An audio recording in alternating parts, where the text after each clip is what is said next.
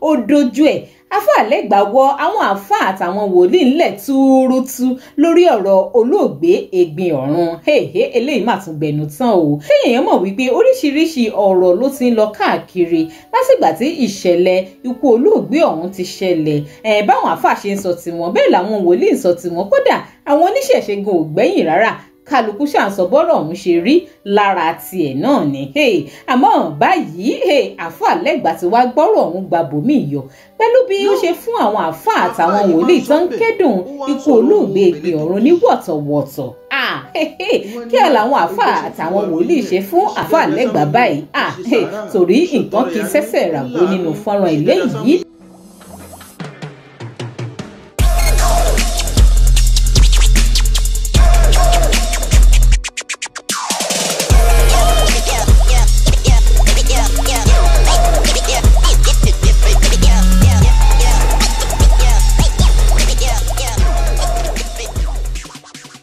Ẹ káàbọ̀ sí orí ìkànnì Digi-Naija Television. Ẹ dákun ẹ máa bá mi tẹ subscribe button tó wà lábẹ́ fídíò yìí tẹ́yin ò bá tí subscribe sí channel wa tẹ́lẹ̀. Ẹ like fídíò yìí bẹ́ẹ̀ lẹ sì láǹfààní láti fèrò tiyín náà sí comment kẹ́sì máa bá mi share káàkiri orí ayélujára. Bí Àfáà Lẹ́gbà ti ṣe sọ, wọ́n ní bí gbogbo àwọn àfáà àtàwọn wòlíì bí wọ́n ṣe ń kẹ́dùn ikú olóògbé Ẹ̀gbin Ọ̀run, wọ́n ní kì í ṣe tó tọ́, wọ́n nítorí wípé nítorí kinní kan kí ni nǹkan ọ̀hún ó yá fọ́nrán rèé ẹ̀jẹ̀ àjọ̀gbọ́ kẹ́yìn náà fi dáhùn sí gbogbo bẹ́ẹ̀ náà bá ṣe lérò ọ̀rọ̀ ọ̀hún sí.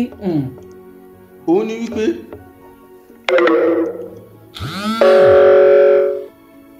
kí ni mo fẹ́ lò ní ọ̀rọ̀ yìí ni wípé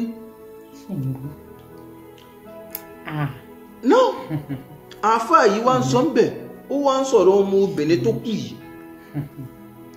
Wọ́n ní ẹwù bọ́ ṣe ń fi wà ròyìn ẹ̀, ó ṣe dáadáa sáwọn èèyàn, ń ṣe sàárà, ń ṣọ̀tọrẹ àánú, ó láàánú, ó ṣe dáadáa sáwọn èèyàn. Wọ́n ní òun ò sọ̀rọ̀ ẹ̀sìn ẹ̀, ìwà ẹ̀ lọ́lọ́ máa fi jọ́ọ̀jì ẹ̀, ìwà ẹ̀ tó fi ń ròyìn ẹ̀ láyé ń bí olóma máa lọ fèsì lọ́hùn. Ṣé kàkí ó gba góòdù náà ń bá wí láàrin yìí o. Òun ò sọ̀rọ̀ ẹ̀sìn, Ọlọ́run ló lẹ̀sìn ẹ̀. Subhanallah. Ẹ wo fọmúlà jọ́ọ̀jì ẹ̀, fọmúlà jọ́ọ̀jì ẹ̀ táfà lò, ó lu fọmúlà jọ́ọ̀jì ẹ̀ nígbà tó débi ọ̀rọ̀ ẹ̀sìn. Irú ẹ̀sìn wo lóbìnrin yìí kúlé lórí? It's better kẹgbẹ́ ní dákẹ́tẹ́ balẹ̀ sọ̀rọ̀ ń pa ẹ̀ filẹ̀. Ládùúgbò ayé Kùránì tó wọ́n eléyìí lágbára ó lẹ́tìkẹ́. Ayé Kùránì tó sun lọ rẹ́kẹrẹ́kẹ́.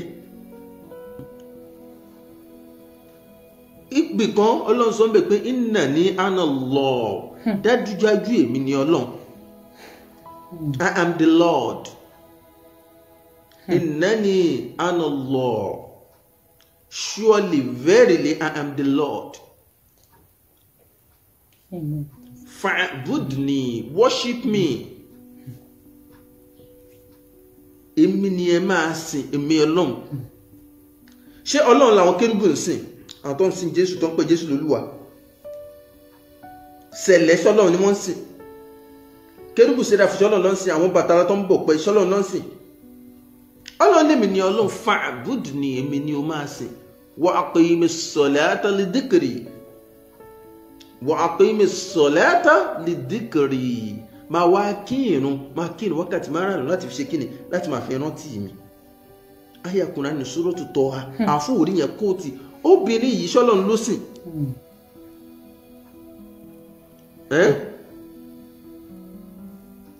Ẹn tó kọ́mẹ́ntì yẹn máa blọ́ọ̀kẹ́ dànù, èmi ṣàfáà lọ́bẹ̀ yọ àwọn àfáà gbogbo ayé tó fẹ́ dá lọ́dọ̀ gbogbo èèyàn tẹ́ máa ń fọ́lò. Ẹ lọ fọ́lò àwọn bàbá kí ó gba kíní kan tẹ́ ń fọ́lò àwọn láwà ní pupa tí wọ́n bá lẹ́bọ ṣe bá kírísítẹ́nì ṣe bá ń ṣe máa lókè lọ ṣùṣì yín bẹ̀. Tó bá kọ́mẹ́ntì rubbish I will block you. If you comment again I will block you. Mufti Manchester ṣe wà ń bẹ̀. Tí Mufti Manchester bá wà ń bẹ̀ tẹ́nìkan bá Àyìndé kíní kan Akóredé ẹ block ẹ dànù. Who are you? We'll ask you to come here. Are you invited here? So, ẹni èwo tó bá débi ọ̀rọ̀ ẹ̀sìn àwọn àfáàlẹ̀ Yorùbá wọn kì í lè sọ̀rọ̀. Ọmọ obìnrin yìí kú sípò kèfèrí, ọ̀tá Ọlọ́run lọmọbìnrin tó kú yìí, ọ̀tá Ọlọ́run ni, ọba yìí jẹ́ obìnrin ni, abayé jẹ́ obìnrin ni, ó bá táwọn èèyàn jẹ́, ó ti mislead àwọn èèyàn. Àkọ́kọ́ ìdájọ́ obìnrin yìí, orúkọ Islam ń bẹ lára orúkọ rẹ̀, ẹ̀yìn admin ẹ̀ blọ́ọ̀kì ó sì bèbú, ẹ̀jẹ̀ blọ́ọ̀kì dànù fúnra mi bí, mo ti blọ́ọ̀kì dànù.